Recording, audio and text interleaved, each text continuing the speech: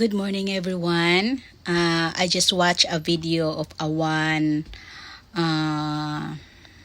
dressmaker on YouTube, and he shared his tricks and tips of how to sew any fabrics. And these methods and these tips is very helpful, and I tried this right now. Talagang it's not easy talaga na magtahi ng mga stretchable na mga fabric like this one. And maraming mga fabric talaga, everyone, na medyo mahirap siya tahiin. Sa mga dressmaker, talagang alam to. And then, these tips na sinishare niya, talagang na-amaze ako dahil I tried it right now.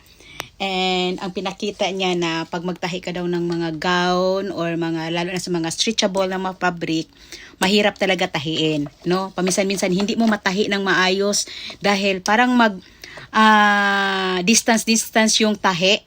So if you experience like that, because I experienced that a lot every time na nagtatahi ako ng mga stretchable na fabric. So mahirapan ako, and then maraming stitches, maraming mga sizes. So talagang you need to study also how to use these stitches.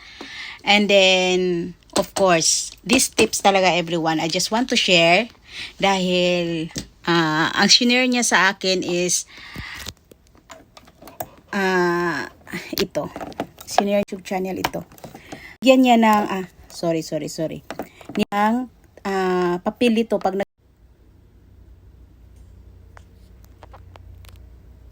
So, yeah, thank you so much always for watching. And yeah, in these tips, you can sew any fabrics in any fabric in these tricks, everyone, in these tips, everyone. If you are a dressmaker, mananahi ka, try this one. And it's a very stress-free using adding these tips in bottom of the